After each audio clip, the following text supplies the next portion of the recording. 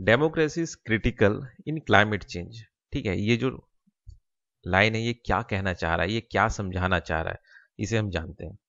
तो 2024 में अभी चुनाव होने वाला है और आधा से ज़्यादा जो युवा आबादी है वो डिसाइड करने जा रहा है हमारा फ्यूचर ऑफ डेमोक्रेसी।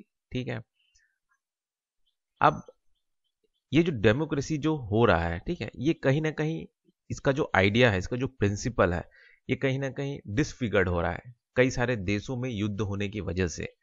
जैसे रसिया यूक्रेन युद्ध हो रहा है, गाजा में युद्ध हो रहा है। तो ये क्या कर दे रहा है कि जो आपका जो लिबरल वर्ल्ड का जो सपना है वो कहीं ना कहीं डिस्ट्रॉय हो रहा है, ह्यूमन राइट वॉयलेशन हो रहा है।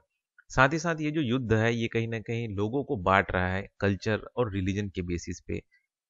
साथ ही साथ इसमें और क्या हो रहा है कि जो फियर ऑफ अदर, मतलब कि बाहर से जो लोग आ रहे हैं, माइग्रेशन जो हो रहा है, माइग्रेटेड जो लोग हैं, उनसे एक तरह से डर भी लोगों को पैदा हो रहा है। तो ये जो US based think tank migration policy institute है, उसके द्वारा ये कहा गया कि जो माइग्रेशन जो है वो जो कुछ सालों में डबल हो गया है। साथ ही साथ यूरोप में भी यही कंडीशन है। तो इसके वजह से क्या हो रहा है कि जो लोग हैं वो क्या कर रहे हैं, वो ऐसा सरकार चुन रहे हैं जो प्रॉमिस करे कि ये जो बाहर से जो लोग आए हैं, माइग्रेटेड लोग आए हैं, इनको ये अलग रखे, इनको ये भगाए, इनको रोक दे। ठीक है, तो ऐसे लोगों को ये चुन रहे हैं। तो इस वजह से कहीं ना कहीं अब वोटिंग चल रहा है।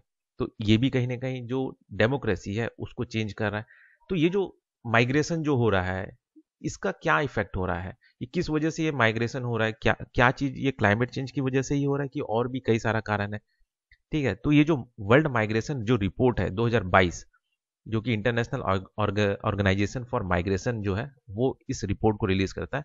तो उसका ये कहना है कि जो ये इंटरनल डिस्प्लेसमेंट हो रहा है वो इकोनॉमिक मार्जिनलाइजेशन की वजह से हो रहा है कि भाई अच्छा पैसा मिलेगा इसलिए लोग जा रहे हैं। ठीक है, वेदर डिजास्टर जो हो रहा है उसकी वजह से। ठीक है, अब ये वेदर डिजास्टर क्यों हो रहा है, ये क्लाइमेट चेंज की वजह से हो रहा है।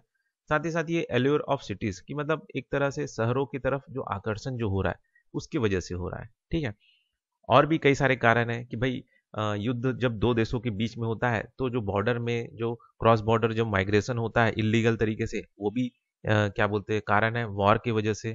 ठीक है, बाकी तो क्लाइमेट चेंज है ही। ठीक, अब माइग्रेशन जो है वो एक तरह से रिवर्स हो सकता है अगर सरकारें जो हैं, अगर वो जो क्या है लोकल इकोनॉमी है उसको अगर बिल्ड करें, विलेज कम्युनिटीज को बिल्ड करें। ठीक, अब वो कैसे बिल्ड होगा कि भाई वहां पे एक तरह से वाटर वाटर रिजुविनेटिंग करें कि भाई एक तरह से फिर से वहां पे पानी का जो सुविधा है उसको फिर से नए तरीके से चालू करें कि नहर बनाए, नाली बनाए, ठीक है, तालाब बनाए, और लो कॉस्ट एग्रीकल्चर सिस्टम को अडॉप्ट करे किसान, ताकि ताकि क्या बोलते हैं सस्ता खेती हो। ठीक है, और उसकी वजह से क्या होगा, आपका जो लोकल इकोनॉमी है वो बिल्ड होगा। इसके लिए सरकार ने नरेगा प्रोग्राम जो लाया था 100 दिन का रोजगार का, ये बहुत ज़्यादा इफेक्टिव रहा इन सब चीज़ों को। ठीक है, ताकि माइग्रेशन जो है ना हो, माइग्रेशन रिवर्स हो कि लोग गांव में वापस आए, कि भाई गांव में भी रोजगार है इस वजह से। ठीक है, कहीं ना कहीं जैसे अभी कुछ क्या बोलते हैं जो एमएसपी जो दे रहा है सरकार धान में, चावल में, तो उसके वजह से भी लोग अब खेती की तरफ आकर्षित हो रहे हैं कि वो लोग खेती करना चाह रहे हैं। अब उसको भी मतलब एक गारंटी मिल जाता है ना कि भाई हमको धान इतना क्विंटल होने पे इतना रेट फिक्स है। तो इस वजह से भी कई सारे लोग अब खेती की तरफ रुख कर रहे हैं। तो ये एक अच्छा पॉलिसी है। अब देखा जाए तो जो ग्रीन हाउस गैस है उसकी तरफ लोग क्या बोलते हैं सरकार का ध्यान कहीं ना कहीं, या लोगों का जो ध्यान है वो उतना नहीं जा पा रहा है। उसके पीछे कारण क्या है, युद्ध का होना, गरीबी, वर्ल्ड जो है, दुनिया जो है एक तरह से बट चुका है। ठीक है, क्लाइमेट चेंज का होना। तो इन सब वजहों से क्या है कि जो जो एक तरह से हमने टारगेट रखा था कि ग्रीन हाउस गैस इतने साल तक इतना कम कर देना है, उस तरफ कहीं ना कहीं ध्यान नहीं जा रहा है, और वो उस स्पीड से भी नहीं हो रहा है। गवर्नमेंट ने कई सारे मेजर्स भी लिए कि कैसे हम ये जो एमिशन है इसको टाइट करें। ठीक है, तो उन्होंने क्या किया कि कहीं ना कहीं जो इंडस्ट्रियलाइज्ड वर्ल्ड है उनके लिए कुछ कुछ पॉलिसीज लाया, ताकि क्या बोलते हैं जो कार्बन एमिशन है वो कम हो। क्योंकि ऐसी भी ऑलरेडी क्या बोलते हैं ये जो इंडस्ट्रियलाइज्ड वर्ल्ड है इनके ऊपर हाई नेचुरल डेप्थ है। हाई नेचुरल डेप्थ का मतलब ये होता है कि इन्होंने ऑलरेडी बहुत धुआं उड़ा दिया है, कोयला जला दिया है, पेड़ काट लिया है, पानी गंदा कर लिया है। ठीक है, अब इनके ऊपर जो एमिशन को टाइट करने का जो मेजर्स है वो सरकार ने अपनाया है कि भाई जो कोयला है उससे आप हट के आप ऐसा गैस यूज करें, नेचुरल गैस यूज करें जो लो कार्बन एमिशन करता हो। ठीक है, तो ये सारे जो मेजर्स है इस इंडस्ट्रियलाइज वर्ल्ड के लिए सरकार ने लाए। लेकिन देखा गया कि ये चीज होने के बाद में भी ऐसा कुछ खास इफेक्ट नहीं पड़ा क्लाइमेट चेंज को लेके, ये अभी भी लेस इफेक्टिव है। ठीक है, तो सरकार ने क्या किया कि जो एग्रीकल्चर सेक्टर है वहां पे एमिशन को टाइट करने के लिए कुछ कुछ पॉलिसीज या मेजर लाए।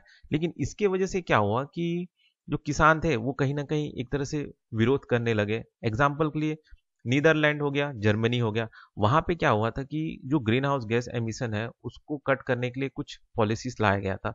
तो जो किसान थे उन्होंने वोट अगेंस्ट वोट कर दिया, मतलब अपोज में वोट कर दिया सरकार के। ठीक है, साथ ही साथ जर्मनी में भी ऐसी हुआ कि वहां पे एनर्जी इफिशिएंट हीट पंप लाया गया था।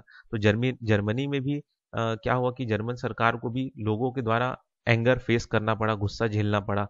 ठीक है, अब यहाँ पे क्या हो रहा है कि जैसे अगर एमिशन को कम करना है, ठीक है, तो सरकार को कोई ऐसा पॉलिसी नहीं बनाना चाहिए कि उसकी वजह से कोई और अदर क्राइसिस पैदा हो जाए कि भाई अगर आपको क्या बोलते हैं एमिशन कम करना है, ठीक है, तो आपने पेट्रोल का दाम बढ़ा दिया या उसमें और कुछ टैक्स लगा दिया, ग्रीन हाउस गैस टैक्स, तो इसकी वजह से क्या हो रहा है किसान और ज़्यादा उन पे बोझ बन रहा है। तो जाहिर सा बात है वो तो विरोध करेंगे ही।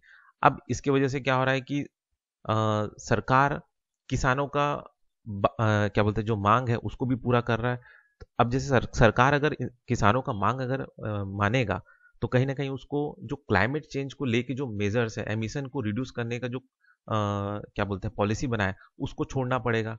तो ये चीज हो जा रहा है। तो ये भी कहीं ना कहीं एक तरह से डेमोक्रेसी को बैलेंस करना है क्लाइमेट चेंज के साथ, कि मतलब ऐसा नहीं कि क्लाइमेट चेंज को टैकल करने के लिए आप लोगों के खिलाफ चले जाएं। ठीक है, तो ये डेमोक्रेसी के तो खिलाफ है।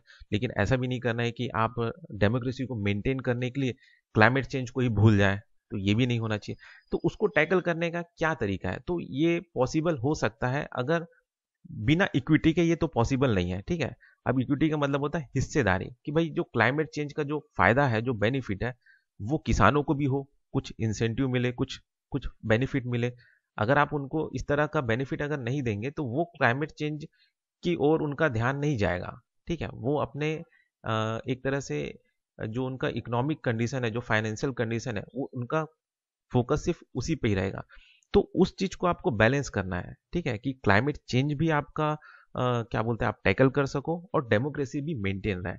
तो इस तरह से आप पॉलिसी लाए ताकि क्या बोलते हैं जो क्राइसिस है वो कहीं एक्सप्लोड ना हो, या फिर लोगों पे एक तरह से बोझ ना बने, या उनका पॉवर्टी का कारण ना बने, या उनके माइग्रेशन का कारण ना बने। ठीक है, तो इस तरह से आपको मेंटेन रखना है जो डेमोक्रेसी का जो प्रिंसिपल है, साथ ही साथ आपको क्लाइमेट चेंज को भी टैकल करना है। तो वो जो चीज है वो पॉसिबल है इक्विटी के जरिए, हिस्सेदारी के जरिए। ठीक है, जो भी लोग हैं उनको भी आप हिस्सेदार बनाइए, उनको भी कुछ बेनिफिट पहुंचाइए, तब आप क्लाइमेट चेंज को टैकल कर सकेंगे।